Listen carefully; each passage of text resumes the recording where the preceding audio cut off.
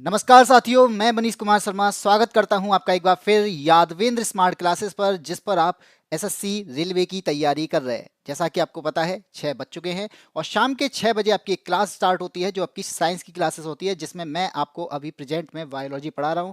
मेरे द्वारा फिजिक्स पढ़ा दी गई है, फिजिक्स को मैंने कंप्लीट कर दिया है और उसकी प्लेलिस्ट भी आपके लिए बनकर तैयार हो चुकी है। तो आप वहां जाकर उन क्लासेस को भी देख सकते हो क्योंकि वो भी इंपॉर्टेंट बनती हैं और वहां पर मैंने सारी चीज़ें आपको चैप्टर वाइज क्लियर की हैं। तो इसी के साथ में आज जो क्लास होने वाली है वो आपकी बायो की क्लास होने वाली है और ये भी चैप्टर वाइज ही चल रहा है। और इस चैप्टर वाइज सीरीज में आपके पीवाईक्यूज चल रहे हैं जो आपके प्रीवियस ईयर एग्जाम्स में आए हुए हैं। तो प्रीवियस ईयर एग्जाम में आए हुए क्वेश्चंस भी आपके लिए इंपॉर्टेंट बनते हैं क्योंकि यहाँ से हमें पता चलता है कि एग्जाम का लेवल क्या है। तो एग्जाम के लेवल को अगर आपको समझना है तो आपको प्रीवियस ईयर क्वेश्चंस को जरूर लगाना चाहिए। इसके बाद हम एक्सपेक्टेड क्वेश्चंस की सीरीज लेके आएंगे जिसको भी कंप्लीट करेंगे और जिससे आपके एग्जाम्स में क्वेश्चंस आने की संभावनाएं होंगी।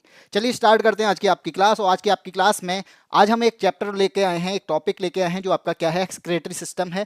यानी यहाँ पर इसका मतलब है उत्सर्जन तंत्र। और मैंने इससे पहले आपकी क्लासेस में जो आपकी वीडियोस बनी हुई हैं, प्लेलिस्ट बनी हुई है, उन प्लेलिस्ट में मैंने आपको सिस्टम स्टार्ट किया है, यानी ह्यूमन एनाटॉमी के बारे में स्टार्ट किया है। और ह्यूमन एनाटॉमी में कई सारे तंत्र हैं। जैसे मैंने आपको रेस्पायरेटरी सिस्टम के बारे में क्लासेस दी थी, रेस्पायरेटरी सिस्टम के बारे में मैंने बताया था। तो रेस्पायरेटरी सिस्टम से रिलेटेड जितने भी क्वेश्चंस आपके पूछे जाते हैं वो मैंने यहाँ पे कंप्लीट भी किए थे। उसके बाद हमने सर्कुलेटरी सिस्टम को भी क्लासेस दी, सर्कुलेटरी सिस्टम के बारे में पढ़ा और सर्कुलेटरी सिस्टम से रिलेटेड भी पीवाईक्यूज किए। डाइजेस्टिव सिस्टम को भी हम कंप्लीट कर चुके हैं। अब हमें पढ़ना है क्या, अगर कोई चीज़ डाइजेस्ट हो जाए या फिर उत्सर्जन तंत्र के बारे में, यानी डाइजेस्ट होने के बाद में फिर क्या होगा, उत्सर्जन होगा। तो एक्सक्रेट करेगा, वो बाहर निकलेगा, तो हम आप उसी चीज को पढ़ने वाले हैं, यानी एक्सक्रेटरी सिस्टम यानी उत्सर्जन तंत्र को पढ़ने वाले हैं। अब उत्सर्जन तंत्र में जब हम सिस्टम की बात करेंगे तो उत्सर्जन करने वाला या बाहर निकालने वाला वो तंत्र कौन सा है उसके बारे में बात करने वाले हैं। आपको यहाँ पे इमेज दिखाई दे रही होगी। इस इमेज में आप चेक कर रहे होंगे, सामने जो आपका सेम के आकार का दिख रहा है, ये बीज के आकार का जो दिखाई दे रहा है, ये क्या है, ये आपका क्या होता है, इसे कहते हैं हम किडनी, जो कि आपका यहाँ पर दो साइड है, दोनों साइड में रहती है। ठीक है, तो ये किडनी जो है, ये किडनी का वर्क क्या है वो आज हम इसमें समझने वाले हैं। ये आपको पता है क्लास का पैटर्न क्या है। मैं थोड़ा सा आपको यहाँ पे इंट्रो पार्ट पर देता हूँ, जिस भी चैप्टर को टॉपिक को हम पढ़ रहे होते हैं उसके बाद में उसके कुछ क्वेश्चंस जो आपके प्रीवियस ईयर में लगाए हुए या प्रीवियस ईयर में आए हुए होते हैं। ठीक है, यहाँ पे हमें दिख रहा है, यहाँ पे ये किडनी है। इस किडनी के बारे में अगर हमें जानना होगा तो सबसे पहले मैं बता दूं कि प्रोटीन जो होता है, जैसे मैंने बोला कि प्रोटीन है, हमारे शरीर में प्रोटीन आता है। अब इसका क्या होगा, ये टूटता है, ब्रेक होता है। तो आपको पता है कि हम यहाँ पे मेटाबॉलिज्म के बारे में पढ़े थे। मेटाबॉलिज्म में आपने देखा होगा कैटाबॉलिज्म होता है और एक मेटाबॉलिज्म में क्या होता है, बड़े से छोटे अणु और छोटे से बड़े अणु जो टूटते हैं या बनते हैं उन्हें हम मेटाबॉलिज्म कहते हैं। तो वहां पर आपका प्रोटीन भी क्या होगा, ब्रेक होगा। प्रोटीन भी क्या होता है, ब्रेक होता है, टूटता है। और प्रोटीन टूटकर किस में चेंज होता है, तो आपको पता है प्रोटीन टूटकर अमीनो एसिड बनाता है। क्या बनाता है, अमीनो एसिड बनाता है। अब ये अमीनो एसिड यूज होता है, अमीनो एसिड का यूज करेंगे तो यूज होने पर, यानी बॉडी इसका यूज करती है, यूज करने पर ये किस में कन्वर्ट होता है, भाई ये बनाता क्या है, ये यूरिया बनाता है। यूरिया बनाएगा, यानी आपके बॉडी के अंदर यूरिया भी मौजूद है। इसके अलावा यूरिक एसिड को बनाता है। यूरिक एसिड के अलावा ये अमोनिया के फॉर्म में भी आपको दिखाई देता है। ठीक है, ये आपको क्या है, ये आपकी प्रोटीन जो है सिंथेस या प्रोटीन यहाँ पे अमीनो एसिड में टूटने के बाद इसका यूज क्या होता है, तो जो आपका अमीनो एसिड है वो यूरिया में कन्वर्ट होता है, यूरिक एसिड में कन्वर्ट होता है और अमोनिया में कन्वर्ट होता है। इसके बारे में पता चल गया। अब यहाँ पे आपको एक बात समझ में आ रही होगी, यूरिया, यूरिक एसिड और अमोनिया तीनों में ही क्या होती है, तीनों में ही आपकी नाइट्रोजन उपस्थित होती है और यही चीजें आपकी बाहर निकलती हैं। तो इसका मतलब क्या हुआ, इसका मतलब ये जो तीनों चीजें हैं ये क्या है, ये नाइट्रोजन युक्त हैं और यही चीजें अगर आपकी बाहर निकल रही हैं तो हमारे शरीर से निकलता क्या है, वेस्टेज निकलती है। तो वेस्ट के रूप में कोई चीज बाहर निकल रही है, चाहे वो आपका स्किन से निकलने वाला पसीना हो, चाहे आप उसको एक तरीके से सुबह के टाइम पे फ्रेश होकर जो भी चीज़ें बाहर करते हैं, तो वो भी सारी चीज़ें क्या है, वो आपकी नाइट्रोजीनियस वेस्टेज होती हैं। तो ये आपकी नाइट्रोजीनियस यानी वो वेस्टेज ही तो है जिसको शरीर को नहीं चाहिए, या शरीर ने जिससे चीज़ें यानी मिनरल्स को प्राप्त कर लिया, एब्जॉर्ब कर लिया, तो उसके बाद में जो चीज़ वेस्ट होनी है वो वेस्ट बाहर निकल जाता है। तो उन्हीं को हम क्या कहते हैं, उन्हीं को हम नाइट्रोजीनियस वेस्टेज कहते हैं, क्योंकि बाहर निकलने वाली जो भी चीज़ें हैं उसमें यूरिया, यूरिक एसिड या अमोनिया के फॉर्म होते हैं। ये बात समझ में आई? चाहे आप स्किन का पसीना ले लो, यानी स्किन ने जो बाहर निकाला वो पसीने के रूप में बाहर आता है, तो वो भी आपकी नाइट्रोजीनियस वेस्टेज होती है। ठीक है, तो अब आगे बढ़ते हैं। अब आपको यहाँ पे समझ में आ रहा होगा, ये किडनी है। इस किडनी की अगर मैं बात करूं तो ये किडनी जो है ये किससे बनी होती है, इसके बारे में चलिए पढ़ते हैं। तो किडनी आपकी बहुत सारी आपके अंदर नेफ्रॉन सेल्स होती हैं। इस किडनी के अंदर ये आपको ये दिख रहा है ना, ये नेफ्रॉन सेल्स हैं, ये बहुत सारे नेफ्रॉन हैं इसके अंदर। और ये जो आपको यू आकार का दिख रहा है, ये क्या कहलाता है, ये यू आकार का ये आपका क्या है, ये वोमेन कैप्सूल होता है। ठीक है, तो अब बात करते हैं सबसे पहले। Arpita Pandey, good evening. तो स्टार्ट कर लो, क्लास स्टार्ट हो चुकी है। अर्पिता पांडे, और किडनी के बारे में आपको यहाँ पे बताया जा रहा है, वो एक्सक्रेटरी सिस्टम यानी उत्सर्जन तंत्र का क्लासेस चल रही है। अब मैंने यहाँ पे आपको एक चीज बताई थी कि जो भी आपकी नाइट्रोजीनियस वेस्टेज है वो बाहर हो रही है, यानी बाहर किस किस के फॉर्म में हो रही है, अमोनिया के फॉर्म में होती है। तो जिसके यानी अमोनिया के फॉर्म में अगर कोई भी चीज बाहर होती है, वो किसके में होती है, कौन करता है अमोनिया के फॉर्म में बाहर? तो याद रखना, जो भी आपके उभयचर होते हैं यानी एम्फीबियंस होते हैं, वो भी जो भी वेस्टेज उनके शरीर से बाहर निकलती है वो अमोनिया के फॉर्म में निकलती है उभयचर में। इसके अलावा और कौन भाई, फिश, जो मछलियां होती हैं, उनकी वेस्टेज भी क्या किस फॉर्म में बाहर होती है, अमोनिया के फॉर्म में बाहर होती है।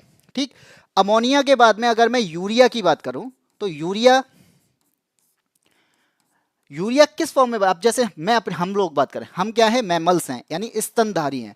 तो स्तनधारी से निकलने वाली वेस्टेज जो है वो क्या है, वो यूरिया है। इसके अलावा थोड़ा बहुत यूरिक एसिड भी आपके अंदर बनता है। तो यूरिक एसिड की मैं बात करता हूं तो यूरिक एसिड भी आपका क्या है, यूरिक एसिड भी आपका एक वेस्टेज के रूप में इंसान के शरीर से या फिर इंसेक्ट, जो भी कीड़े होते हैं ना, उन कीड़ों के शरीर से बाहर निकलने वाला वेस्टेज यूरिक एसिड होता है। जो भी आपकी बर्ड्स होती हैं, जैसे आप देखते हैं चील हो गई, चिड़िया हो गई, जो भी चिड़िया हैं, वो सब उनके अंदर से बाहर जो वेस्टेज बाहर निकलती है वो आपकी क्या होती है, वो आपकी यूरिक एसिड के फॉर्म में बाहर निकलती है। जो भी सांप होते हैं, स्नैक होते हैं, ये भी क्या है, ये भी यूरिक एसिड के रूप में इसकी चीज़ों को बाहर निकालते हैं। ये बात आपको समझ में आई? अब बाहर निकालता है, लेकिन इनसे चीज़ों को प्योरीफाई करता कौन है, फिल्टर करता कौन है, वो भी तो हमें मालूम होना चाहिए। तो फिल्टर करने वाला कौन हुआ, वो हुई आपकी किडनी। नहीं, वेस्टेज यानी जो वेस्टेज है उसको तो हमें समझ में आ गया, वो तो बाहर हो रही है, लेकिन वेस्टेज को एब्जॉर्ब करने का काम, फिल्टर करने का काम, उसके बाद में रीअब्जॉर्प्शन का काम किसका होता है, वो सब किडनी का काम होता है। ये किडनी जो है ये किससे बनी होती है, ये भी आपको याद रखना चाहिए। किडनी जो बनी होती है वो नेफ्रॉन सेल से बनी होती है। किससे बनी होती है, नेफ्रॉन सेल से बनी होती है। और ये नेफ्रॉन सेल्स की अगर मैं बात करूं तो अपनी किडनी है, दो किडनी है, और दोनों किडनी में, एक किडनी की मैं बात करता हूं तो 15 लाख नेफ्रॉन सेल मिलती हैं। तो एक किडनी में अगर 15 लाख नेफ्रॉन सेल मिल रही हैं तो हमारी दोनों किडनी में कितनी हुई, तो लगभग 30 लाख नेफ्रॉन सेल हमारी किडनी के अंदर पाई जाती हैं। दोनों किडनी की बात हो रही है, यहाँ पे एक की बात नहीं हो रही। एक में 15 है तो दो में कितनी होंगी, तो दो में आपकी लगभग 30 लाख नेफ्रॉन सेल्स होती हैं। अब ये नेफ्रॉन सेल जो होती है ना, ये जिस तरीके से हम कहते हैं सेल है क्या, बेसिक फंक्शनल स्ट्रक्चर है। तो बेसिक फंक्शन अगर यूनिट ये है तो इसकी यानी किडनी की बेसिक फंक्शनल स्ट्रक्चर यूनिट कौन होगी? अगर बेसिक फंक्शनल हमारे शरीर की सेल होती है तो भाई किडनी की कौन होगी, नेफ्रॉन सेल। तो नेफ्रॉन सेल क्या होती है, ये बेसिक फंक्शनल स्ट्रक्चर यूनिट होती है। ठीक है, ये क्या है, ये आपका बेसिक फंक्शनल स्ट्रक्चरल यूनिट होती है। और एक किडनी में आपकी 15 लाख सेल होती हैं, और यहां पर 15 लाख सेल का मतलब आपकी दोनों किडनी में कितनी हुई, 30 लाख सेल होती हैं। ठीक, अब क्या होगा, अब मैंने आपसे बताया कि ये करती क्या है। तो आपको पता है हमारे बॉडी में प्योर ब्लड भी होता है और एक इम्प्योर ब्लड भी होता है। तो इम्प्योर ब्लड जो होगा, अब इम्प्योर ब्लड जो होता है वो आपकी किडनी में जाता है। ठीक, अब मैं यहां पे बात करता हूं कि इम्प्योर ब्लड है आपकी किडनी में, कौन जा रहा है भाई? इम्प्योर ब्लड आपकी किडनी में जाता है। और किडनी के अंदर आपको पता है क्या मिल रहा है? नेफ्रॉन सेल मिल रही है। तो आपका किडनी से वो कहां जाएगा? नेफ्रॉन में जाएगा। तो इम्प्योर ब्लड कहां गया? नेफ्रॉन में। ठीक है, अब ये नेफ्रॉन में जाएगा तो होगा क्या? उसके अंदर मिलता है ग्लोमेरुलस, जो भी आपकी कहते हैं ना कि जैसे खाली जगह जो होती है, तो खाली जगह कौन सी है? वो ग्लोमेरुलस होती है। तो खाली जगह को हम क्या कह रहे हैं यहाँ पे? ग्लोमेरुलस कहते हैं। वो ग्लोमेरुलस में जाता है और ग्लोमेरुलस में भर जाता है। इम्प्योर ब्लड कहाँ गया? किडनी में। किडनी के अंदर नेफ्रॉन में। नेफ्रॉन कहाँ? नेफ्रॉन के अंदर क्या? ग्लोमेरुलस, और ग्लोमेरुलस में भर गया। भर गया, ग्लोमेरुलस उसे क्या करेगा? फिल्टर करने का काम करता है।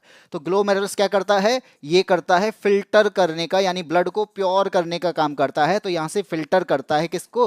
ब्लड को। ठीक है, इतनी बात समझ में आ गई? प्योर ब्लड किडनी में। हाँ जी, प्योर ब्लड नहीं जाता किडनी से। किडनी में जो एंटर करता है ना, वो इम्प्योर ब्लड होता है अर्पिता। इसके बाद में किडनी उसे फिल्टर करती है और फिल्टर करने के बाद में वो प्योर होता है। तो प्योर करने का काम किडनी करती है, लेकिन किडनी के अंदर जाता कौन सा ब्लड है? वो इम्प्योर होता है। ये बात याद रखो, ठीक है। तो सबसे पहले क्या गया? Impure blood. Impure blood kidney में, किडनी से वो नेफ्रॉन में, नेफ्रॉन के पास से, नेफ्रॉन के बाद ग्लोमेरुलस में, ग्लोमेरुलस में वो फिल हो गया। फिल होने के बाद फिल्टर हुआ। फिल्टर कर दिया किसने? ग्लोमेरुलस ने। तो फिल्ट्रेशन ऑफ ब्लड हुआ कहां पे? हुआ किडनी में, लेकिन किडनी के अंदर कहां पर? ग्लोमेरुलस के अंदर। अब यहां पे क्या होगा? अजय गोस्वामी, जय हिंद भाई। ठीक है, तो मैंने क्या बता दिया कि अब फिल्टर हो गया ब्लड। फिल्टर के बाद में क्या होती है? अब जो वेस्टेज होती है, तो भाई फिल्टर होगा, तो फिल्टर होने के बाद में ब्लड कैसा हो जाएगा? ब्लड तो प्योर हो गया। अब उससे हमने क्या निकाली? वेस्टेज निकाल ली। जो हमें यहाँ पे बॉडी को जरूरत नहीं है, उसको क्या कर दिया? बाहर करना है। तो फिल्टर के बाद में अब हमारे पास में क्या है? वेस्टेज है। ठीक है, अब इस वेस्टेज का करना क्या होगा? तो पता है, वेस्टेज चीजें बाहर कर दी जाती हैं। तो वेस्टेज चीजें बढ़िया है भाई अजय गोस्वामी, बिल्कुल बढ़िया है, मस्त है, आपको दिख रहे होंगे। अब बस पढ़ लो, क्योंकि आपके ये इंपॉर्टेंट चीजें हैं। किडनी को मैं पढ़ा रहा हूँ। किडनी का मतलब यहाँ पे एक्सक्रीटरी सिस्टम को पढ़ा रहा हूँ, उत्सर्जन तंत्र को। तो यहाँ पे आपको समझना है कि इम्प्योर ब्लड आपका किडनी में जाता है। किडनी से वो नेफ्रॉन पहुंचता है, और किडनी नेफ्रॉन सेल से बनी होती है। नेफ्रॉन के बीच में होता है ग्लोमेरुलस। ग्लोमेरुलस में वो भर जाता है। भरने के बाद में वो फिल्टर होता है। फिल्टर होने के बाद में वो वेस्टेज जो होती हैं वो बाहर निकलती हैं। तो वेस्टेज वो जाती कहाँ पे है? ये वेस्टेज पहुंचती है यूरेटस में। कहाँ जाती है? याद रखना, वेस्टेज आपकी यूरेटस में जाती है। तो ये यूरेटस तक पहुंच गया। ठीक है, अब ये यूरेटस से कहाँ जाएगा? ये यूरिनरी ब्लैडर में जाएगा। किस में जाएगा? यूरिनरी ब्लैडर में जाएगा। और यहाँ पे आपको पता है कि यूरिनरी ब्लैडर से ये बाहर निकलता है। कहाँ पर जाएगा? ये यूरेथ्रा में जाता है। और यूरेथ्रा से क्या हो जाती है? चीज़ें जो भी होती हैं वो बाहर हो जाती हैं। आपने देखा होगा, वो पानी के फॉर्म में बाहर निकल जाती हैं। उस यूरिन के अंदर क्या होता है? तो आपको भी पता है क्या होता है? वो यूरिया होता है। तो हम किस फॉर्म में बाहर निकाल रहे हैं? हम यूरिया के फॉर्म में बाहर निकालते हैं। ये बात आपको समझ में आई? क्या क्या समझ में आया? किडनी है हमारे पास में, 2 किडनी है। किडनी बनी किससे? नेफ्रॉन सेल से बनी है। Basic functional structure of unit है।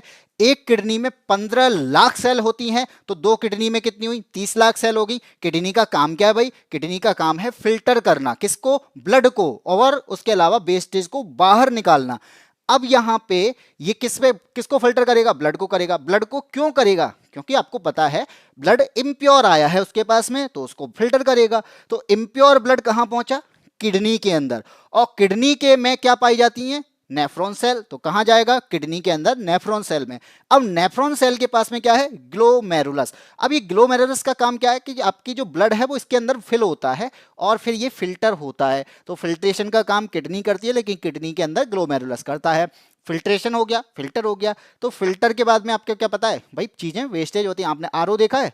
तो आरओ देखा होगा, तो वहां पे क्या होता है? वहां पे फिल्टर होता है पानी। तो पानी, फिल्टर हुआ पानी आपका वहां पे भर जाता है, लेकिन जो वेस्टेज पानी होता है वो क्या होता है? वो भी तो बाहर निकलता है। तो इसी तरीके से यहाँ पर फिल्टर के बाद जो वेस्टेज होती है वो आपकी यूरेटस के अंदर चली जाती है, और यूरेटस से वो यूरिनरी ब्लैडर में जाती है, और यूरिनरी ब्लैडर के बाद में यूरेथ्रा में पहुंचती है, और यूरेथ्रा से वो बाहर हो जाती है। यही आपका फॉर्म होता है, और यूरिया के रूप में हमारे यहाँ से बाहर होती है। इसका मतलब किडनी में इम्प्योर ब्लड होता है? किडनी में प्योर इम्प्योर ब्लड नहीं होता, किडनी में ब्लड जो होता है वो फिल्टर होता है। ठीक है, आपका हार्ट ने भेजा, हार्ट ने क्या भेजा? प्योर करके भेजा भाई। और इसमें सारी चीजों का काम है। आप एक चीज देखो, ऐसे तो हमारे जो फेफड़े हैं ये भी तो दोनों चीजों को लेके आते हैं भाई। लंग्स भी तो आपका एक्सक्रेटरी सिस्टम है, ये भी तो क्या है? आपकी सारी गैसेस को लेता है और फिल्टर करवाता है, अंदर सेल तक पहुंचता है, कार्बन डाइऑक्साइड आती है, कार्बन डाइऑक्साइड फिल्टर, वहां से कार्बन डाइऑक्साइड ब्लड के द्वारा कहाँ पहुंचती है? किडनी, वहाँ पे आपके लंग्स में पहुंचती है, और लंग्स को एल्वियोली से फिर वो वहां से लेता है कार्बन डाइऑक्साइड और सारी गैसेस को बाहर कर देता है। तो वो काम जो है ना, तो इस तरीके से आपका क्या है, हमने सांस ली, सांस लेना क्या है? सांस लेना आपकी सारी गैसेस है, तो उसके बाद में फिल्टर होके वो बाहर निकलती है, वो फिर यानी होती तो उसी से ही है।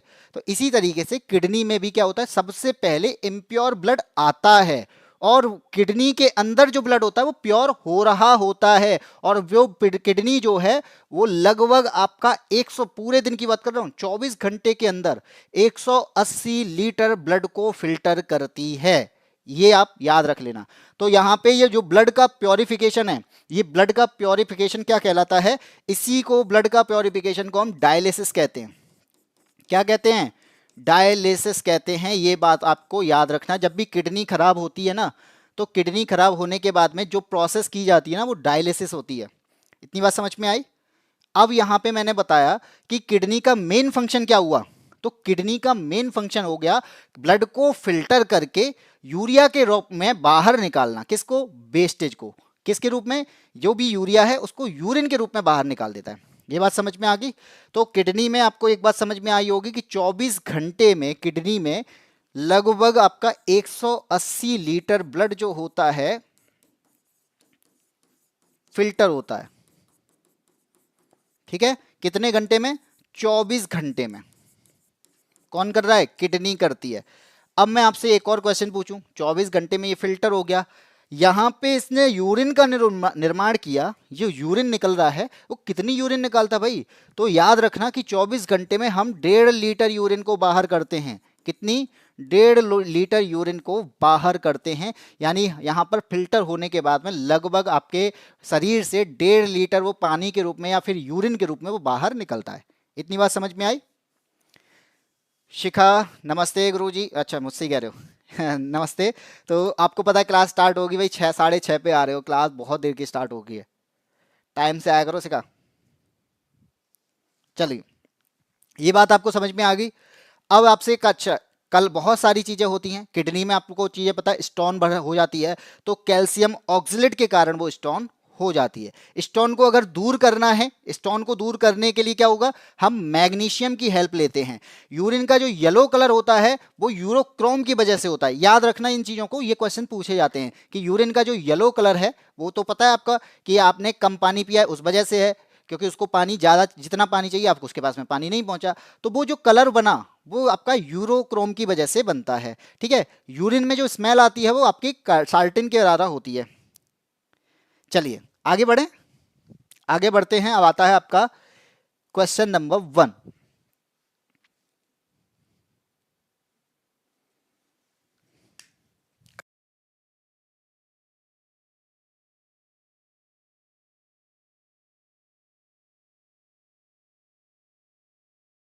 चलिए, अब आता है आपका क्वेश्चन नंबर 1। ये आपको समझ में आ गया कि किडनी क्या करती है? इम्प्योर ब्लड को फिल्टर करती है, यानी फिल्टर का काम कर रही है, और फिल्टर करने के बाद वो यूरिन के रूप में बाहर निकलवाने का भी काम करती है। ये बात आपको समझ में आ गई। अब पढ़ते हैं क्वेश्चन नंबर 1। मनुष्यों का निम्न में से कौन सा अंग उत्सर्जन अंग के रूप में कार्य नहीं करता है? यानी वो बाहर निकालने में काम नहीं करता है, एक्सक्रेटरी जो सिस्टम होता है उसमें काम नहीं करता है। ऑप्शन आपके सामने है। क्या वो फेफड़े हैं? बी कहता भाई स्किन है। सी यहां पे बता रहा है स्मॉल इंटेस्टाइन है, और डी ने बोला कि ये आपका लार्ज इंटेस्टाइन है, तो इन चारों में से ऐसा कौन सा ऑप्शन होगा जो उत्सर्जन अंग के रूप में काम नहीं कर रहा है या फिर जो चीजों को बाहर निकालने में हेल्प नहीं कर रहा है। तो जल्दी से आंसर दीजिए, क्या होगा इसका आंसर।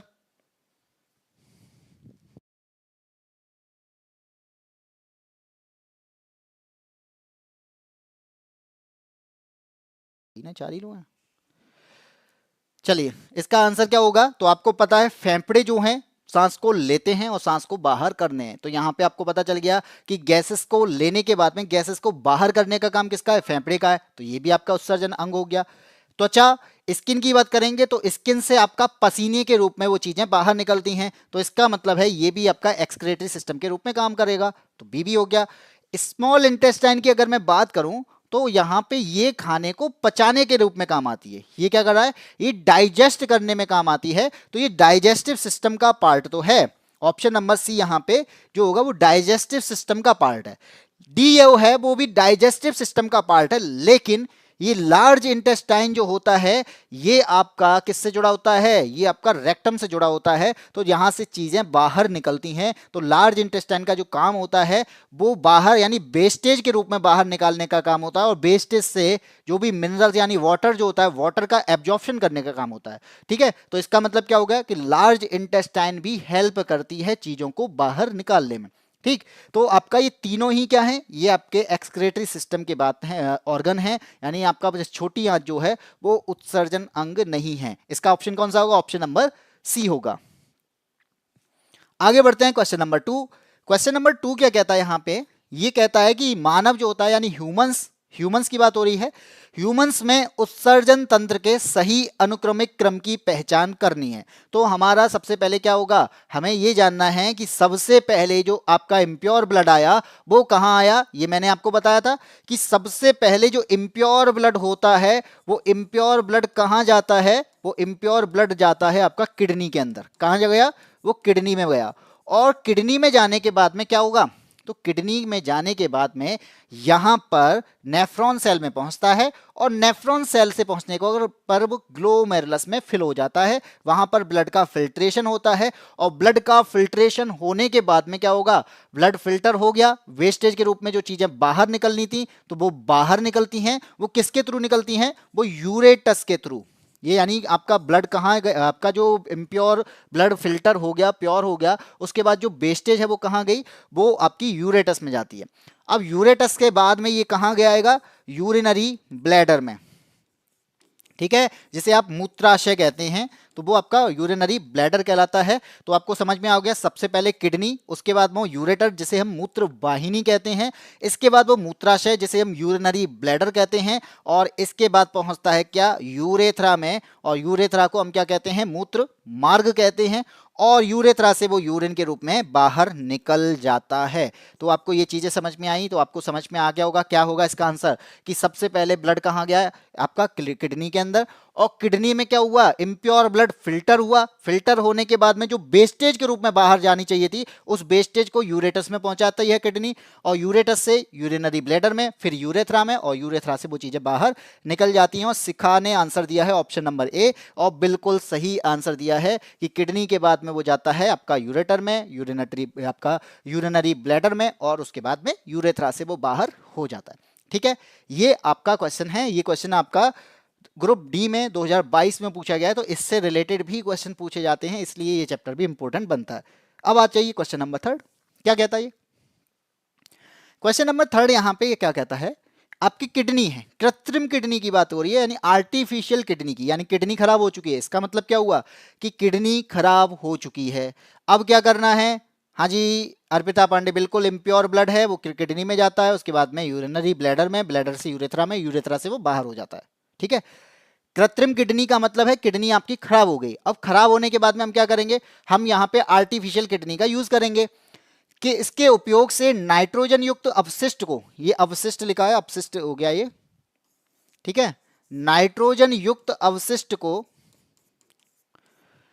हटाने की प्रक्रिया क्या कहलाती है। तो आपको पता है हम यहां पे अपने बॉडी से वेस्टेज को बाहर करते हैं, ये तो आपको पता है। तो वेस्टेज को बाहर करने के बाद में किडनी का वर्क क्या होता है, तो किडनी का वर्क होता है क्या करना, चीजों को फिल्टर करना। ठीक है। फिल्टर करना सबसे पहला काम है उसका, क्या करना, ब्लड को फिल्टर करना, और फिल्टर करने के बाद में वहां से वेस्टेज के रूप में वहां से इन चीजों को बाहर करना। अब क्या होगा, वहां से ब्लड जो हुआ वो प्योर हो गया, लेकिन उसके अंदर मिनरल्स की कमी है, तो वहां पे रीएब्जॉर्प्शन का भी काम ये किडनी ही करती है। तो आपका क्या हो गया, तो यहां से आपका क्या क्या सिस्टम समझ में आया कि किडनी का जो वर्क है वो क्या है, कि आपका ब्लड को फिल्टर करना है, और उसके अलावा एब्जॉर्प्शन करना, फिर से रीअब्जॉर्प्शन करना, यानी जरूरी जरूरी चीजें जो होती हैं उनको ब्लड में फिर मिलाना। ठीक है। अब ये जो प्रोसेस है, इस प्रोसेस को हम क्या कहते हैं, इस प्रोसेस को कहते हैं डायलिसिस। क्या कहते हैं, इस प्रोसेस को क्या कहते हैं, डायलिसिस कहते हैं। अब आप समझ लो आंसर क्या होगा। पहला कहता है भाई हीमोडायलिसिस, बी आपका राइनोप्लास्टी, सी आपका ट्रांसप्लांटेशन, और डी आपका एंजियोग्राम। तो बताइए, मेरा नेट इश्यू है।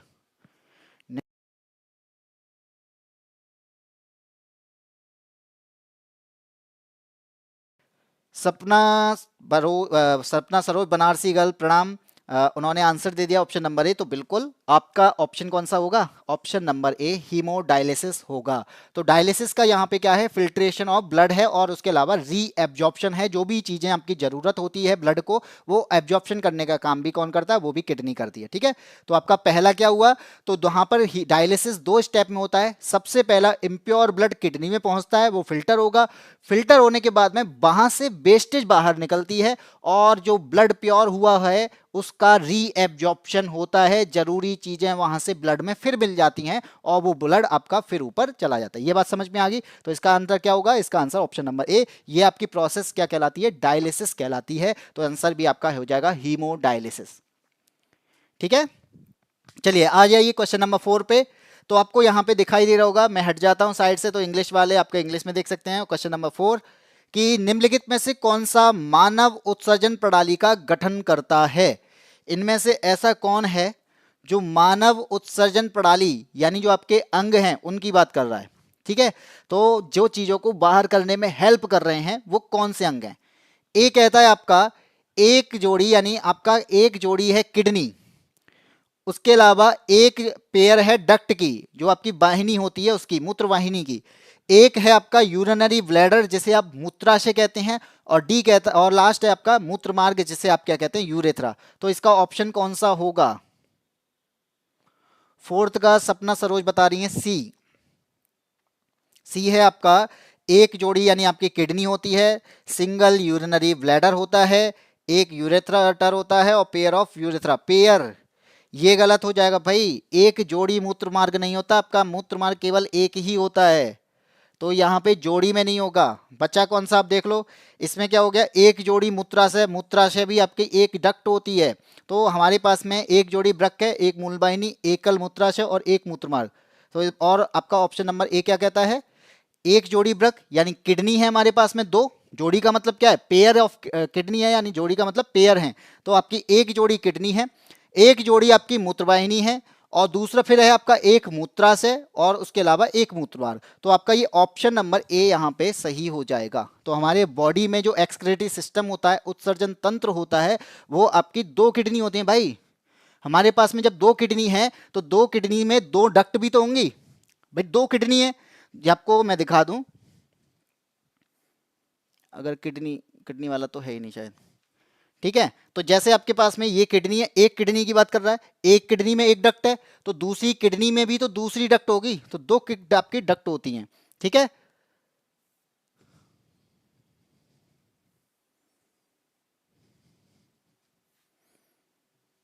तो यहाँ पे क्या समझ में आ गया, तो आपका बचा ऑप्शन नंबर ए। इसमें बोल रहा है कि हमारे पास में क्या क्या होता है, हमारे पास में दो किडनी होती हैं, उसमें आपकी एक जोड़ी मूल मूत्रवाहिनी, जिसे हम क्या कहते हैं, जिसे हम डक्ट कहते हैं, एक आपका मूत्राशय, जिसे आपका यूरिनरी ब्लैडर कहते हैं, और लास्ट आपका क्या होता है, यूरेथ्रा। उसके बाद में वेस्टेज जो होती हैं वो बाहर निकल जाती हैं यूरिन के रूप में। चलिए आगे बढ़ते हैं। आगे आपको समझ में आ गया होगा, ये आपका सामने दिख रहा है, हमारा एक बैच आ रहा है जिसका नाम है संघर्ष बैच, और ये संघर्ष बैच में हम मैथ्स का फाउंडेशन बैच लेके आए हैं, और मैथ्स का फाउंडेशन बैच में आपको 0 लेवल से पढ़ना है, आपको मैथ बिल्कुल नहीं आता है, तो आप इस बैच से जुड़ सकते हैं। इस बैच में आपको क्या क्या मिलने वाला है भाई? इस बैच में आपको लाइव क्लासेस, जो कि आपको यहाँ मिल ही रही हैं। दूसरा, क्लास नोट्स, ये आपका एक्स्ट्रा है कि जो कि हम यहाँ पे नोट्स के रूप में प्रोवाइड करने वाले हैं। टेस्ट सीरीज, जब भी चैप्टर कंप्लीट होगा उसकी टेस्ट सीरीज आपको यहाँ पे कराई जाएगी। बेसिक से एडवांस लेवल, यानी 0 लेवल से स्टार्ट किया जाएगा और एडवांस लेवल तक हम यहाँ पे आपके क्लासेस को लेके जाएंगे, आपके क्वेश्चंस को लेके जाएंगे जो एग्जाम में पूछे जाते हैं। उसके अलावा बाइलिंगुअल क्लासेस होंगी, जो कि मैंने आपको यहाँ पे दिखाई दे रहा होगा कि इंग्लिश और हिंदी दोनों में क्लासेस होने वाली हैं। डाउट क्लासेस की बात करूं तो ये इंपॉर्टेंट होता है ऑनलाइन क्लासेस में, क्योंकि ऑनलाइन क्लासेस में सबसे ज्यादा इंपॉर्टेंट पार्ट जो होता है ना, क्लासेस सब करते हैं लेकिन डाउट क्लासेस का होना जरूरी होता है, क्योंकि जब हम ऑफलाइन पढ़ रहे होते हैं उस टाइम पे डाउट क्लासेस होती हैं, हम सामने से उनसे पूछ सकते हैं, लेकिन ऑनलाइन में ये सिस्टम बड़ा दिक्कत करता है। इसके लिए आपको यहाँ पर अलग से क्लास मिलेगी कि आपके जो भी डाउट हुआ करेंगे वो यहाँ पे आपके सर यहाँ पे डाउट को सॉल्व कराया करेंगे। इसके अलावा सर यहाँ पे सभी स्टूडेंट से फोन पर इंटरेक्ट करने वाले हैं। जिस भी चैप्टर में जो भी डाउट होगा, अगर आप नहीं कह पा रहे हो तो आपसे डायरेक्ट सर आप बात करेंगे। रोज जिस से बात करेंगे उनसे बात करने के बाद में वहां से डाउट को निकालेंगे और उसके लिए फिर से क्लास लेके आएंगे। तो ये आपका जो बैच है ये केवल आपको 199 रुपए में मिलने वाला है, मात्र 199 में, जो कि आपको न्यू ईयर पे इसकी डेट का अनाउंसमेंट कर दिया जाएगा। ठीक है, अब चलते हैं आपके नेक्स्ट क्वेश्चन पे। और क्वेश्चन क्या है? क्वेश्चन नंबर 5 क्या कहता है कि शरीर के इनमें से किस अंग में उपास्थि ऊतक, जिसे कार्टिलेज टिश्यू कहते हैं, मौजूद नहीं होता है? तो हमारी बॉडी के अंदर कार्टिलेज टिश्यू होते हैं, तो वो कार्टिलेज जो होता है वो किस में नहीं होता है? फोकस किस पे करना भाई? नहीं पर करना है, क्योंकि सबसे ज्यादा जो हमारा फोकस नहीं होता वो इसी पर होता है। हम मोस्टली आंसर दे के चले जाते हैं कि हमसे पूछा है कि मौजूद होता है, हम नहीं पर फोकस नहीं करते। इसलिए ऐसे क्वेश्चंस पर फोकस बहुत करना जरूरी है। ए कहता है वो नाक है यानी नोज है, बी कहता है ईयर है, सी कहता है थ्रोट है, डी कहता है किडनी है। तो इनमें से किस में कार्टिलेज मौजूद नहीं होता है? बताइए कार्टिलेज होता क्या है ये बता दो। सिखाने तो आंसर भी दे दिया, ऑप्शन नंबर बी कान, और सिखा आंसर देने के बाद में इतनी कॉन्फिडेंस है कि आंसर गलत भी दे दिया है। ठीक है, बताओ सपना, सरोज, अर्पिता पांडे, क्या आंसर होगा इसका?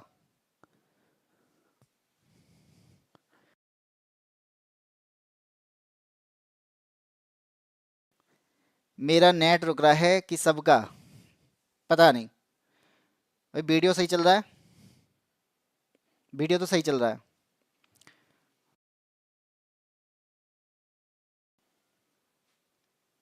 तो यहां पे मैं बता दूं कि कार्टिलेज जो होता है, जहां पर आपकी बॉडी में फ्लेक्सिबिलिटी की जरूरत होगी, वहां पर आपकी अस्थि नहीं, बोन नहीं, बोन तो होगी लेकिन उसके अलावा वहां पर कार्टिलेज टिश्यू भी होंगे, यानी कार्टिलेज मौजूद होगा, जिसे हम उप अस्थि कहते हैं यानी उपास्थि कहते हैं।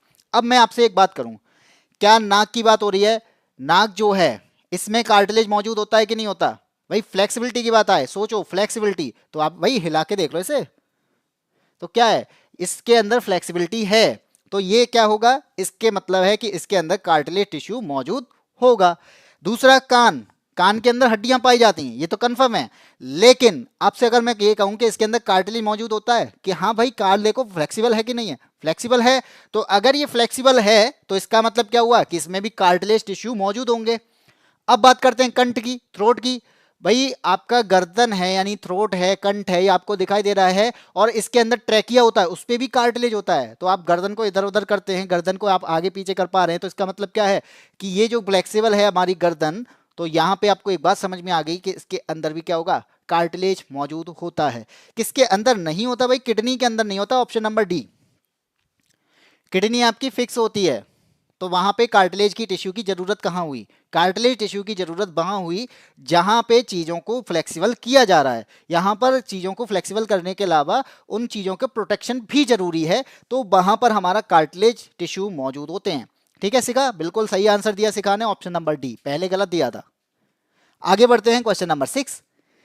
शरीर में उत्पन्न होने वाले किस नाइट्रोजनी अपशिष्ट का उत्सर्जन मानव वृक्क द्वारा किया जाता है? तो जो हमारे अंदर नाइट्रोजीनियस वेस्टेज होती है, आपको बता दिया मैंने कि नाइट्रोजीनियस वेस्टेज ही आपकी बॉडी से बाहर निकलती है, तो हमारी चीजों को यानी नाइट्रोजनियस वेस्टेज को बाहर निकालने के लिए आपका काम कौन कर रहा है? किडनी काम कर रही है।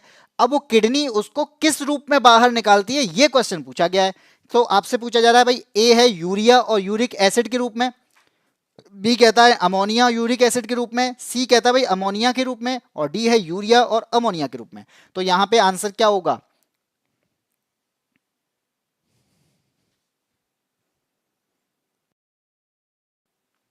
तो आपको यह मालूम होना चाहिए कि मैंने बताया था कि हम जब आपको पता है कि आपकी किडनी किसके फॉर्म में निकालती है? यूरिन के फॉर्म में निकालती है।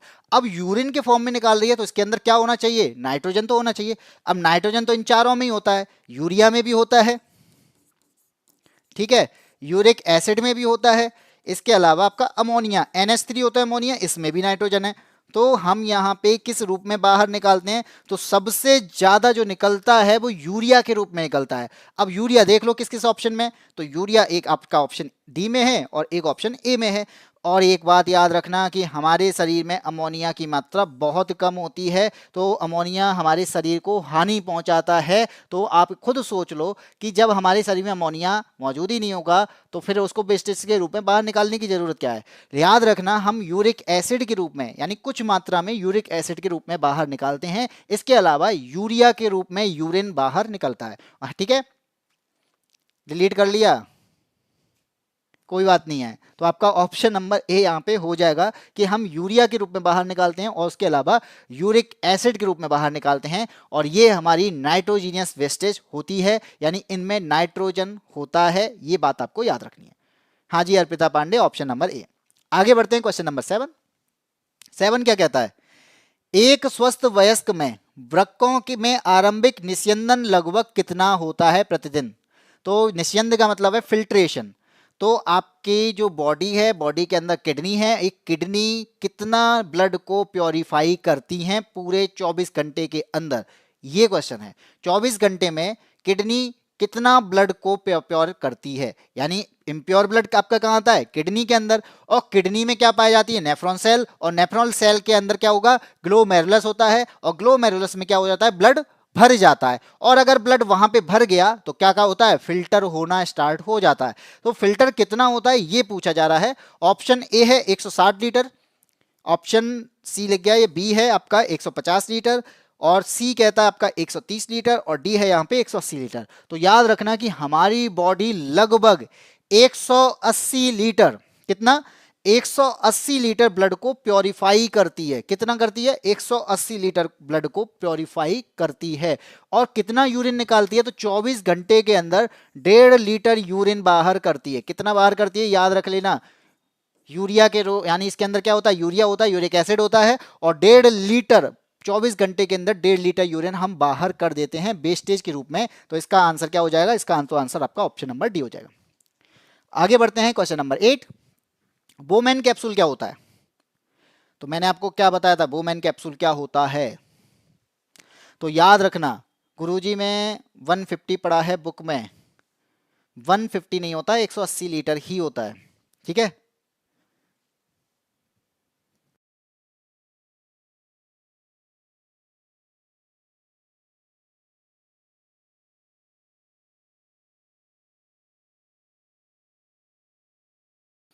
ठीक है, चलिए वोमेन संपुट की बात करते हैं। संपुट का मतलब है कैप्सूल। तो ये मैंने क्या बताया था कि यहां पर नेफ्रॉन सेल मिलती हैं, हमारी किडनी के अंदर नेफ्रॉन सेल मिलती हैं, और नेफ्रॉन सेल के अंदर मिलता है बोमेन कैप्सूल।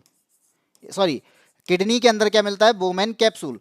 और ये बोमेन कैप्सूल जो होता है इसके अंदर बहुत सारी नेफ्रॉन सेल पाई जाती हैं। क्या पाई जाती हैं? इसके अंदर बहुत सारी नेफ्रॉन सेल पाई जाती हैं। और नेफ्रॉन सेल कितनी मिलती हैं? तो आपको मालूम होना चाहिए कि नेफ्रॉन सेल हमारी एक किडनी की बात करूं तो एक किडनी में 15 लाख होती हैं। कितनी होती हैं? किडनी में कितनी होती हैं? 15 लाख होती हैं। कितनी कितनी किडनी में भाई? एक किडनी में। हमारे शरीर में कितनी किडनी पाई जाती हैं? तो 2 किडनी पाई जाती हैं। तो 2 किडनी में कितनी हुई? तो 30 लाख होंगी। तो यहां पर याद रखना कि बोमेन संपुट जिसे कह रहे हैं, बोमेन कैप्सूल के अंदर आपकी नेफ्रॉन सेल होती है। ठीक है, किडनी, किडनी के ऊपर क्या? बोमेन कैप्सूल, और बोमेन कैप्सूल के अंदर क्या? नेफ्रॉन सेल पाई जाती हैं। और यहाँ पे जो आप गैप देख रहे हो ना, ये गैप, ये जो गैप होते हैं, इस गैप को हम कहते हैं ग्लोमेरुलस। तो यहाँ पे आंसर क्या हो जाएगा? तो आप बताओ बोमेन कैप्सूल किस में पाया जाएगा? इसके अंदर क्या पाए जाएंगे, प्लेटलेट्स पाई जाएंगी, ग्लोमेरुलस पाया जाएगा, न्यूरॉन पाया जाएगा या नेफ्रोसाइट्स पाया जाएगा। हाँ जी, एक किडनी में 15 लाख होती हैं, 15 लाख यहाँ पे आपको समझ में, यानी 30 लाख हमारी दोनों किडनी के अंदर होती हैं। और जो आपकी नेफ्रॉन सेल होती है, इस नेफ्रॉन सेल के अंदर जो गैप होता है, जो गैप हो उसे हम ग्लोमेरुलस कहते हैं, जहां पर आपका ब्लड प्योरीफाई होना स्टार्ट होता है। हाँ जी, दो किडनी में 30 लाख होती हैं। तो आंसर क्या हो जाएगा, तो इसका आंसर हो जाएगा जिसे हम कह रहे हैं केशिका गुच्छ या फिर ग्लोमेरुलस। तो ग्लोमेरुलस जो होता है ये करता क्या है, ये आपके ब्लड को प्योरीफाई करने में हेल्प करता है, क्योंकि यहाँ पर जो गैप होता है उसे हम क्या कह रहे हैं, ग्लोमेरुलस कहते हैं। इसी में इम्प्योर ब्लड भरता है, भरने के बाद में फिल्टर होना स्टार्ट होगा। ठीक है, तो आपसे अगर ये पूछा जाए कौन करता है, तो किडनी करती है। कहाँ भरता है, तो ग्लोमेरुलस में भरता है, ये याद रखना। ठीक है, 8 का हो जाएगा आपका ऑप्शन नंबर बी। 9 में आते हैं, यूरिया का निर्माण कहाँ होता है। यूरिया का जो निर्माण है ये कहाँ हो जाता है।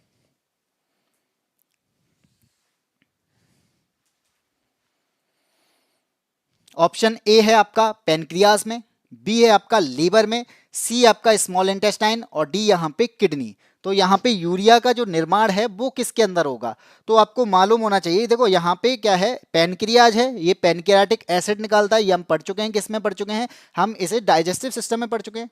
ठीक है, बी कहता है आपका लीवर, लीवर आपका क्या निकालता है, बाइल डक्ट, बाइल जूस को सेक्रेट करता है। सी आपका स्मॉल इंटेस्टाइन और डी यहाँ पे किडनी। किडनी का काम क्या है, ये तो हम पढ़ ही रहे हैं, किडनी का काम है यहाँ पे क्या, वेस्टेज को बाहर करना। लेकिन यहाँ पे पूछा क्या है कि वेस्टेज को बाहर नहीं, इसका करना है निर्माण, बनानी कहाँ पे है, अब बनाना कहाँ पे ये पूछा जा रहा है। ए कहता है भाई पेनक्रियास में, तो नहीं, इसका आंसर हो जाएगा कि यूरिया का जो निर्माण होता है हमारी पूरी बॉडी के अंदर, यूरिया का निर्माण होता है लीवर के अंदर। ठीक है, तो यहाँ पे ऑप्शन नंबर बी हो जाएगा, लीवर के अंदर होता है। प्रोटीन में, अब जैसे आपका जो प्रोटीन है इसमें क्या होता है, इसको तोड़ता, प्रोटीन किस में टूटता है, एमिनो एसिड के रूप में टूटता है। ठीक है, और अमीनो एसिड किस में बदल जाता है, तो अमोनिया में बदलता है। और अमोनिया को बदलता कौन है, लीवर बदलता है यूरिया में।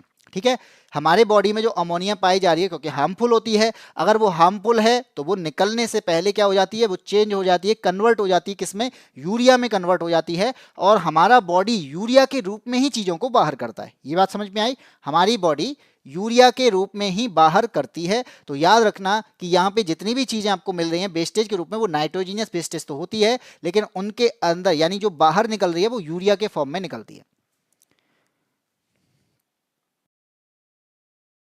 अब है राधे राधे, बहुत लेट आया अब है भाई, क्लास आपकी 7 बजने वाले हैं, ओवर होने वाली है। 6 बजे क्लास होती है आपकी, ये रोजाना शाम को 6 बजे क्लास होती है, मंडे टू सैटरडे होती है, ये आपको पता ही है। ठीक है, चलो रोज टाइम पे आया करो। आगे बढ़ते हैं क्वेश्चन नंबर 10 पर। किडनी की बेसिक इकाई कौन सी है, बेसिक यूनिट कौन सी है। ऑप्शन ए कहता है भाई न्यूरॉन है, बी कहता है साइटोन है, सी है कीटोन, डी है नेफ्रॉन।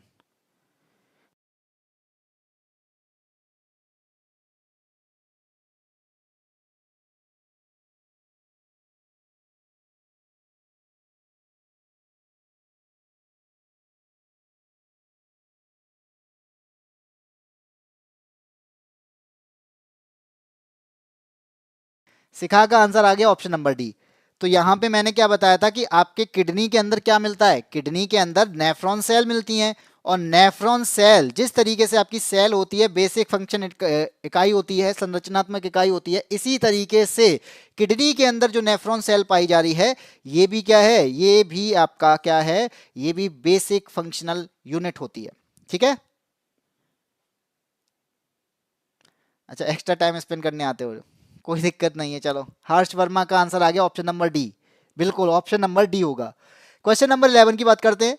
11 यहाँ पे क्या कहता है, निम्नलिखित में से कौन सा यौगिक गुर्दे की पथरी का निर्माण करने वाला सर्वाधिक सामान्य यौगिक है। तो आपको पता है गुर्दे की पथरी यानी किडनी में जो स्टोन हो जाती है, स्टोन होती किसकी वजह से है ये पूछा जा रहा है। वो कौन सा यौगिक है भाई, राधे राधे हर्ष वर्मा, तो वो कौन सा यौगिक है जिसकी वजह से किडनी में स्टोन हो जाती है। ऑप्शन ए कहता है भाई कैल्शियम ऑक्जेलेट है, बी यहाँ पे कह रहा है मैग्नीशियम ऑक्साइड है, सी कहता है यहाँ पे सोडियम बाइकार्बोनेट है और डी कहता है मैग्नीशियम साइट्रेट है। तो इनमें से चारों में से ऐसा कौन सा है जो आपकी किडनी के अंदर स्टोन है उसको उसका निर्माण करता है।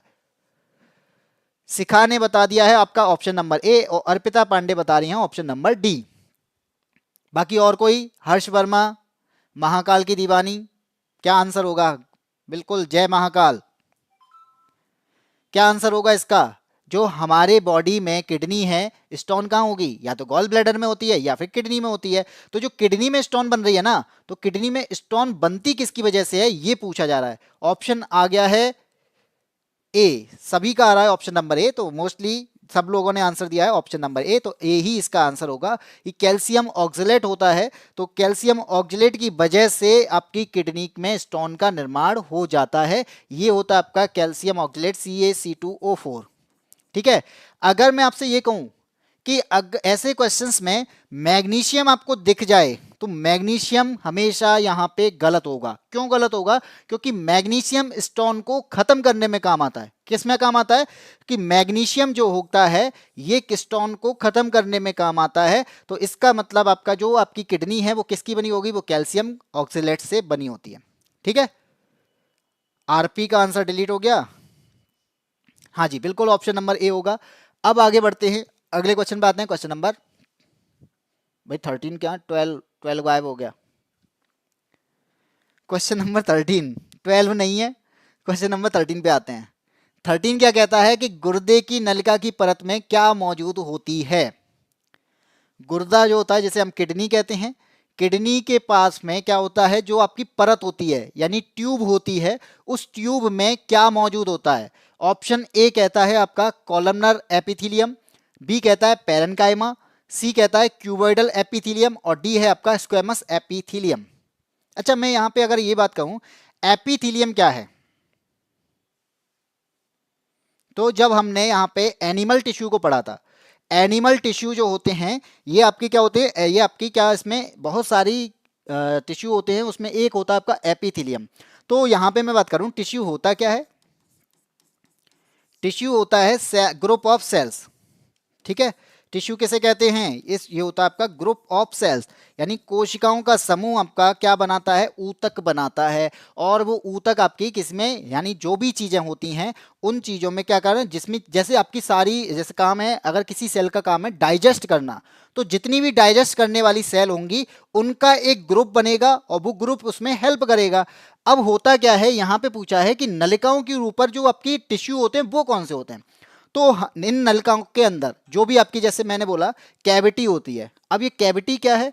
तो जहां पर भी आपकी बॉडी में गैप होगा, जहां पर भी आपकी बॉडी में गैप होंगे वहां पर उसे कहेंगे कैविटी। जैसे मैंने बोला मुंह, तो मुंह में आपको पता आ करो, आ करने के बाद में आपको क्या दिखता है? गैप दिखता है। तो ये गैप है, तो इसका मतलब है कि बॉडी में जहां जहां भी गैप दिखेंगे। अब आपकी डक्ट की बात करूं, मैं नलिका की बात करूं, तो नलिका क्या होती है? नलिका आपकी चारों आपकी गोल टाइप की नली होती है, इस टाइप से नली होती है। इसमें बीच में क्या होता है? इस बीच में गैप होगा। तो वो जो गैप होता है, जहां जहां भी आपका गैप होगा वहां पे आपका एक टिश्यू होता है, उस टिश्यू का नाम है एपिथेलियल। ठीक है। बॉडी के अंदर जहां पर भी, जहां पर भी बात करें, जहां पर भी गैप है वहां पर एपिथेलियल होगा। अब यहां पे आप समझ लो, अब मुझसे कहोगे क्या सर एपिथेलियल ये भी है, एपिथेलियम ये भी है, एपिथेलियम ये भी है। ठीक है। तो अब याद रखना कि जब आपको एपिथेलियल लेयर के रूप में हो, यानी एक ही जैसी सेल हो, चपटा रूप में दिखेगा, वहां पे आपका एपिथेलियल होगा। जैसे मैंने बोला मुंह, तो यहाँ पे आपको कैसा दिखता है? जहां पे आपको सेल्स की लेयर दिखती है, सेल्स की ज्यादा बड़ी लेयर नहीं दिखती, बिल्कुल पतली लेयर दिखती है। लेकिन जहां पर लेयर क्या हो जाए? मोटी हो जाए, कॉलम के आकार की हो जाए, तो वहां पर आपका क्या हो जाएगा? वहां, सॉरी कॉलम के नहीं, क्यूब के आकार की हो जाए, तो क्यूबॉइड, क्यूब के जैसी आकृति अगर बन जाती है सेल्स के बीच में उन गैप को भरने के लिए, तो वहां पे आपका क्या हो जाएगा? क्यूबॉइडल एपिथेलियम होता है। तो किडनी जो होती है, किडनी के ऊपर सेल्स जो होती हैं वहां पर क्यूब के जैसी सेल्स पाई जाती हैं। कैसी? क्यूब के आकार की। घन देखा है? घन, जैसे आप मैथ्स में पढ़ते होगे क्यूब यानी घन, तो घन के आकार की सेल्स यहाँ पे पाई जाती हैं। तो सेल्स के बीच में यहाँ पे जितने भी आपकी बॉडी के अंदर नलिका होती हैं वहां पे मैकेनिकल सपोर्ट प्रदान करने के लिए उन नलिकाओं के ऊपर क्या होता है? एक एपिथेलियल की परत चढ़ी होती है। वो एपिथेलियल की जो परत होती है वो क्यूबॉइडल रूप में हमें दिखती है, इसलिए इसे क्यूबॉइडल एपिथेलियम कहते हैं। इसका आंसर क्या हो जाएगा? ऑप्शन नंबर सी होगा। शर्मा जी चश्मा कब से लिया है? अच्छा, कहाँ से लिया है? भी कहाँ मिलता है? जहाँ भी मिलता है वहाँ से लिया है? ने- नहीं भाई, क्लास तो बिल्कुल सही चल रही है, मेरे सामने लैपटॉप रखा है तो लैपटॉप में क्लास सही चल रही है, ऐसी बात नहीं है। अब ये बताओ, सब लोग बताओ कि जितने साथी यहाँ पे, जितने भी साथी जुड़े हुए हैं, क्या क्लास रुक रही है? एक बार चेक करना। नहीं सर, मेरा ही नेट मर रहा है, बाकी ये नहीं पता किसका नेट मर रहा है, बाकी चेक कर लो। क्लास जो रुक रही है उसकी वजह शायद हो सकता है आपका नेट हो, क्योंकि मेरे यहाँ पे एक्सलेंट कनेक्शन दिखा रहा है, तो एक्सलेंट कनेक्शन अगर है तो क्लास मेरे यहाँ से नहीं रुक रही है, ठीक है। चलिए देखो, महाकाल की दीवानी कह रही है नहीं रुक रही। चलो आगे बढ़ते हैं, क्वेश्चन नंबर आता है 14। यहाँ पे बोला जा रहा है, क्वेश्चन नंबर 14 है, मैं साइड हट जाता हूँ, यहाँ पे आपको दिखाई दे रहा होगा। ये कहता है कि जो आपके पास में नेफ्रॉन होता है, यानी हमारी किडनी के अंदर क्या है, किडनी के अंदर नेफ्रॉन सेल मिलती हैं, और वो नेफ्रॉन सेल बहुत लंबे आकार में होती हैं, यानी बहुत लंबी नली होती है। तो यहाँ पे यही पूछा जा रहा है कि वो जो लंबी नलिकाएं जो होती हैं उसका कोई लाभ है या नहीं है, कि ऐसी है। यानी जो हमारे अंदर किडनी के अंदर जो नेफ्रॉन, यानी किडनी किससे बनी हुई है, नेफ्रॉन सेल से बनी हुई है, और अगर किडनी नेफ्रॉन सेल से बनी हुई है और नेफ्रॉन बहुत लंबी संरचना होती है, नलिका के टाइप में बहुत लंबी संरचना होती है, तो इसका कोई लाभ है या नहीं, और क्या लाभ है तो क्या है, ये पूछा जा रहा है। ऑप्शन ए कहता है कि यहाँ पे, यानी आपका लाभ तो है, तो ये करता क्या है, किडनी को दृढ़ता देने के लिए लंबी लनिकाओं का उच्च घनत्व पर कुंडलित और संकुलित किया जा सकता है। तो ये क्या कर रहा है, किडनी को यहाँ पे प्रोटेक्ट कर रहा है, दृढ़ता यानी मजबूती दे रहा है, तो मजबूती देने की वजह से यहाँ पे जो आपकी लंबी नलिका है यानी नेफ्रॉन है, वो नेफ्रॉन आपकी कुंडली के रूप में यहाँ पे रहती है, ठीक है। ऑप्शन बी क्या कहता है, ऑप्शन बी कहता है कि भाई ये कोई भी लाभ नहीं देता। तो ये याद रख लो, जहां पर भी लाभ ना देने की बात की जाए तो ये गलत आंसर हो जाएगा, क्योंकि किडनी में जो नेफ्रॉन सेल पाई जाती हैं उनका बहुत फायदा होता है। तो जहां पर भी नहीं दिख रहा है ये तो गलत कर लो, नेफ्रॉन सेल आपका फायदा देता है, ठीक है। अब सी क्या कहता है कि जो लंबी नलिका होती है वो प्रारंभिक निस्यंद से, निस्यंद होता है फिल्ट्रेशन से, अतिरिक्त जल के पुनः अवशोषण हेतु समय तथा स्थान प्रदान करती है। तो अब इनमें से बताओ, क्या वो कुंडलित रूप में रहती है, दृढ़ता प्रदान करने के लिए होती है, यानी मजबूती प्रदान करने के लिए होती है, या फिर वो फिल्टर के लिए काम आती है? तो इनमें से बताओ ए और सी में से कौन सा आंसर होगा? बताओ महाकाल की दीवानी, हर्ष वर्मा, शिखा, क्या आंसर होगा? आंसर आ चुका है हर्ष वर्मा का, ऑप्शन नंबर सी। तो ऑप्शन नंबर सी की बात करूं तो हाँ, यहाँ पे आपका आंसर सही होगा, वो होगा आपका ऑप्शन नंबर सी। तो मैंने आपको बताया था कि किडनी जो होती है वो करती क्या है, ब्लड को प्योरीफाई करने में काम आती है, और ब्लड को प्योरीफाई कर रही है तो यानी क्या होगा, फिल्टर कर रही है। तो निस्यंद का जो मतलब होता है उसका मतलब ही होता है फिल्ट्रेशन, ठीक है। तो ब्लड को प्योरीफाई करने के लिए यानी फिल्टर करने के लिए यहाँ पे नेफ्रॉन सेल जो होती हैं, नेफ्रॉन सेल के अंदर ग्लोमेरुलस होता है। अब इस ग्लोमेरुलस का काम उसको क्या करना होता है, फिल्टर करना होता है, ठीक है। अब बोला है कि अतिरिक्त जल का पुनः अवशोषण। अब फिल्टर जब हो गया, यानी फिल्टर के टाइम पे क्या होगा, वहां से जो जल होता है, जो भी आपकी वेस्टेज के रूप में होती है, उन वेस्टेज को बाहर निकालती है। इसके बाद में क्या होता है, जब ब्लड प्योरीफाई हो जाता है तो री एब्जॉर्प्शन होता है। ये आपका ऑप्शन नंबर सी कहता है। तो इसका आंसर क्या हो जाएगा, ऑप्शन नंबर सी हो जाएगा, कि यहाँ पे हमारे शरीर में यानी किडनी के अंदर जो नेफ्रॉन सेल मिलती हैं, जो कि लगभग 15 लाख होती हैं एक किडनी के अंदर, तो दो किडनी के अंदर लगभग 30 लाख होती हैं। तो ये 30 लाख जो सेल होती हैं ये आपकी बड़ी लंबी नलिका होती है, और वो लंबी नलिका का जो काम होता है वो क्या होता है, वो यहाँ पे फिल्ट्रेशन का काम होता है। किसको फिल्टर करेगा, ब्लड को फिल्टर करता है। क्यों करता है, कि वहां से इंप्योरिटी को बाहर करता है। अब इंप्योरिटी जो बाहर निकलेगी वो वेस्टेज के रूप में बाहर निकलती है। वेस्टेज के रूप में अगर बाहर निकल रही है तो कहां से निकलेगी, तो ये भी आपका आंसर क्या होगा, यूरेथ्रा होता है। यानी यूरेथ्रा के रूप में आप जब भी टॉयलेट जाते होंगे तो आपको समझ में आता होगा कि वो यूरिन के रूप में बाहर निकल जाती है, ठीक है। तो यहां पे आपका ऑप्शन नंबर सी हो जाएगा। इसके बाद में ये था आपका आज का आखिरी क्वेश्चन, यानी एक्सक्रेटरी सिस्टम जो था वो यहाँ पे आपका कंप्लीट होता है। तो मैंने यहाँ पे आपको सिस्टम 4 सिस्टम करा दिए हैं। आपका सबसे पहले मैंने कराया था डाइजेस्टिव सिस्टम, तो डाइजेस्टिव सिस्टम से रिलेटेड जितने भी पीवाईक्यूज थे मैंने वहां पे आपको वो समझा दिए।